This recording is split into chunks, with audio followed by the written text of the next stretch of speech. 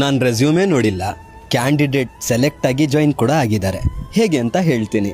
Hello guys, welcome back to 30 days 30 employees hiring challenge. ಇವತ್ತು ನಮ್ಮ ಚಾಲೆಂಜ್ದು 3rd day. ಇವತ್ತು 20 interviews schedule ಆಗಿತ್ತು. ಅದರಲ್ಲೇ 5 ಜನ ಬಂದರು. ಇನ್ನು 15 ಮೆಂಬರ್ಸು ಸರ್ ಮಂಡೇ ಬರ್ತೀನಿ ಸರ್, ವೀಕೆಂಡ್ ಸರ್, ಇವಾಗ ನಮಗೆ ಕೆಲಸ ಇದೆ ಸರ್ ಅಂದರು. ಆ 15 ಮೆಂಬರ್ಸ್ಗೂ ಕೂಡ ರಿಜೆಕ್ಟ್ ಮಾಡಿದ್ದೀನಿ. ಯಾಕೆ ಅಂತ ಹೇಳಿದರೆ ಅವ್ರಿಗೆ ಅವ್ರ ಫ್ಯೂಚರ್ ಬಗ್ಗೆ ಯೋಚನೆ ಇಲ್ಲ, ಟೆನ್ಷನ್ ಇಲ್ಲ ಅಂತ ಹೇಳಿದರೆ ನಾನು ಯಾಕೆ ಟೆನ್ಷನ್ ತೊಗೋಬೇಕು? ಕರೆಕ್ಟ್ ಅಲ್ಲ ನಾನು ಮಾಡಿದ್ದು? ನೀವೇ ಕಮೆಂಟ್ ಮಾಡಿ ಹೇಳಿ. ರಿಮೇನಿಂಗ್ 5 ಜನ ಏನಿದ್ರು 5 ಜನಕ್ಕೆ ಕೂಡ ಸೆಲೆಕ್ಟ್ ಮಾಡಿದ್ದೀನಿ. 2 days ಬ್ಯಾಕ್ ಒಬ್ಬರು ಮೆಸೇಜ್ ಮಾಡಿದರು ನನಗೆ, ಅವ್ರ ರೆಸ್ಯೂಮ್ ಇಲ್ಲ. ಅನ್ಫಾರ್ಚುನೇಟ್ಲಿ ನಾನು ನೋಡೋಕ್ಕಾಗಿರಲಿಲ್ಲ.